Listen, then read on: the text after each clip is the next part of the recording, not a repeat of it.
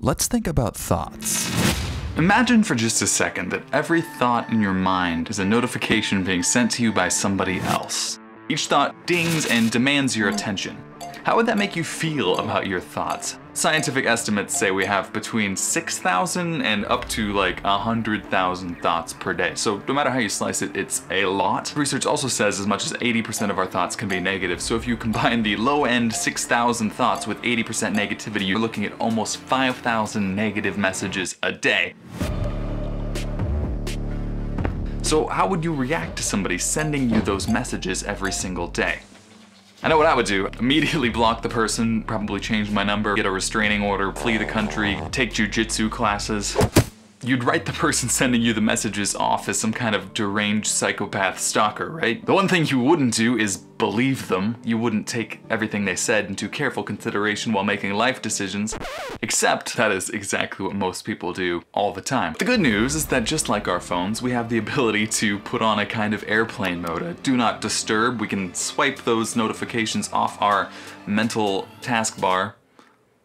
Yeah, and the even better news is that it's really not that complicated and anybody can do it with a little bit of practice. But first, we just need to understand what the problem is, and the problem is this. Most people believe that they are their thoughts. It seems logical, but no. In his book, The Untethered Soul, Michael Singer wrote, "The most important step towards true growth is realizing that you are not the voice in the mind, you are the one who hears it. You are not your thoughts. Simply being aware of this and envisioning them as messages or notifications from somewhere else instantaneously creates a sort of distance which allows you to automatically see some of the absurdity and repetitiveness of your thoughts. Right away, you'll notice that the thoughts just seem to keep chattering amongst themselves, never really intending to stop. They just like to keep on blabbing. Once you pull yourself back to the perspective of that third-party observer just getting a message and going, wow. Very quickly, you will realize how exaggerated and unrealistic and very often negative some of the things that you think are. But keep in mind, that is not you. Your mental phone keeps getting notifications going ding, ding, ding, even if you're trying to pay attention to something else. Many people will be familiar with the experience of laying awake at night, pleading with our minds to please turn off so that we can just go to sleep. But that doesn't seem to help either, does it? The more you think about wanting to not think, the more you feed the thoughts that are going on. It just becomes this endless loop. The key to putting in that mental airplane mode is learning how to stop that process before it occurs. So, why does this happen? It comes down to the way our minds work in the first place. The human mind, especially the subconscious mind, is essentially a supercomputer. You just give it a program to run and it spits out some results. It's a machine. It's just doing what it was programmed to do. In his classic book, Psycho-Cybernetics, Maxwell Maltz points out that our brain is essentially a goal-seeking mechanism that kind of corrects back and forth and aims towards whatever it's trying to get to, and it generally does a pretty good job at it. He also points out very keenly that our brains are always moving us closer towards a goal, whether we know it or not. So, if we're always moving closer towards a goal, even if we're not actually aware of it, and we're getting results and thoughts that we find detrimental and negative, what is the goal that those thoughts are supposed to help us achieve? Makes you wonder, doesn't it? There's a great quote in the book, The Untethered Soul. You said to the mind, I want everyone to like me. I want everything I say and do to be acceptable and pleasing to everyone. I don't want anything to happen that I don't like, and I want everything to happen that I do like. Mind, figure out how to make every one of those things a reality. And of course your mind said, I'm on the job, I'll work on it constantly. That quote alone has the power to completely transform your life if you actually understand what it means. We have all imprinted in our minds a program that the mind is to seek out everything that could possibly ever happen to us. We might have experienced things we don't like and we told our brain, let's not have any more of that. The brain follows the programs that we've put into it throughout our lives. This explains the behavior of our minds because our minds, when given this goal, behave pretty remarkably well. They do their very best to give us all the information we could possibly ever need about every situation from every perspective, all the things that could go wrong or might go wrong. This single set of instructions that we've given our own minds is the #1 cause of anxiety, fear, doubt, even depression in almost all people. The mind analyzes every situation for every scrap of danger to be found, everything that could possibly go wrong, all the reasons you shouldn't do anything. In addition, the more of our awareness, the more of our presence we focus on those thoughts. When you give that thought energy. You cause it to grow. That's why it's impossible for us to outthink ourselves when we're stuck anxious in bed and can't sleep. So how do we put our brains on that airplane mode? It's incredibly simple. Anyone can do it. And the first step is the exercise we practice at the very beginning of this video. Imagine your thoughts as notifications being sent to your phone. Distance yourself from your thoughts and start to observe them. I call that mentally swiping your thoughts to the side. The thought notification goes off, ding, and our brains go, oh, we need to open that right now. Click. That is what you get into a bad pattern of more and more anxiety, more and more fear, more and more whatever, because you are engaging your energy with those thoughts. You don't have to open it any more than you have to open the text message from that crazy psycho stalker. This alone, if you practice and make it into a daily habit, will change your life completely. And it's not to say all of your thoughts are meaningless, but you can notice the ones that are ridiculous or absurd or just fear-mongering and say, no thank you, I don't need that spam in my mind. They're just potential solutions to problems that might exist that your mental supercomputer has spit out in reaction to whatever's going on in your environment. Having the choice to engage in them or swipe them to the side and let them fade away gives you so much more power in your daily life. So making that a habit is one of the most important things you can do. That's swiping the thoughts to the side. Airplane mode is meditation. Meditation allows you to find moments of peace and quiet, observe your thoughts continue to bubble up. It's basically just intentionally practicing sitting down with your eyes closed for a while and allow those thoughts to filter themselves out. Don't blame yourself or get mad if you can't have an empty mind at first. Early meditations, you'll feel like an idiot and it's actually kind of funny. Just have fun with it because you will notice immediately your brain kicking up all kinds of resistance. Try and just keep talking. Trying to observe your thoughts and do nothing else for 15 minutes will prompt your brain to say, this is boring, I can't do this, I don't have the time for this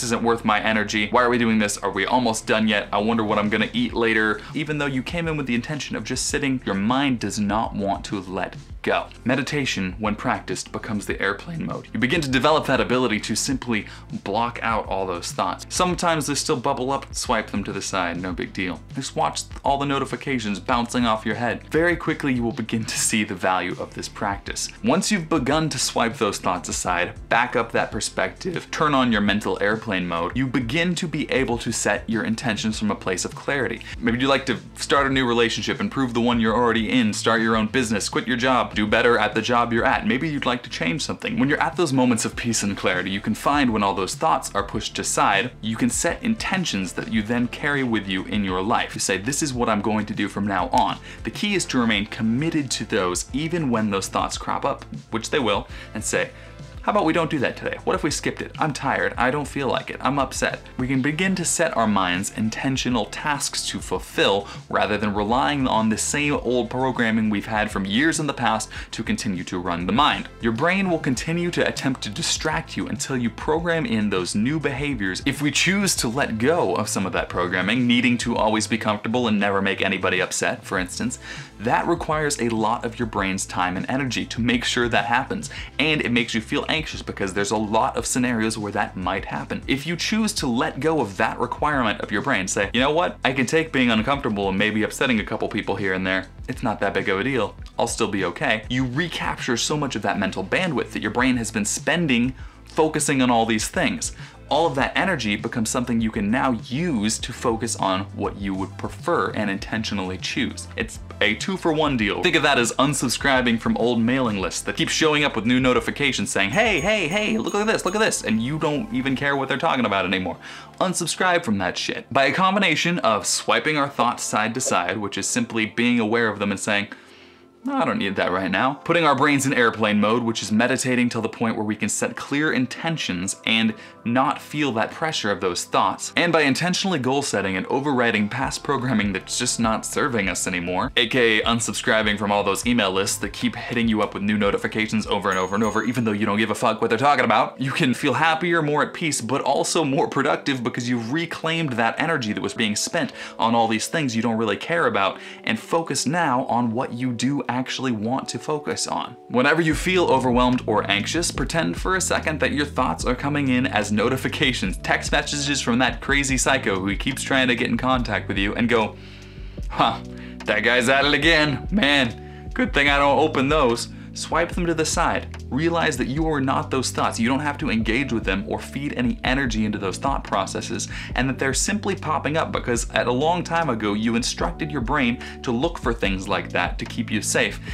And you don't really need to subscribe to that thought process anymore. You don't really need to subscribe to that mailing list anymore. And you can choose to let go of that, swipe it to the side, and use that energy for something much more productive. And the mere act of observing the difference between you and those thoughts instantaneously helps you separate and see them for what they truly are. Don't fight them. The mistake we tend to make is trying to text back the psycho saying, stop, every time the psycho texts you saying, be afraid. Stop. Be afraid. Stop. You're fighting an endless battle that you cannot win. So don't fight the notifications. Don't try and text back. Just let it go. Swipe it to the side. Don't feed it any of your energy. Observe it for what it is and say, that's not worth my time and awareness right now.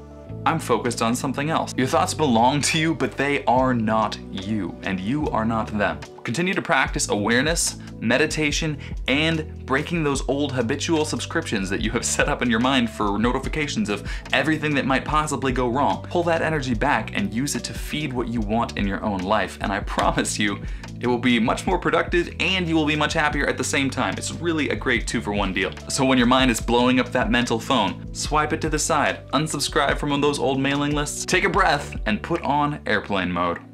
Now you might be thinking, that sounds great, but how am I supposed to unsubscribe from those old mailing lists? How am I supposed to let go of those fears that have been running me for my whole life? Well, check out this video right here where I talk about that exact thing. Bye.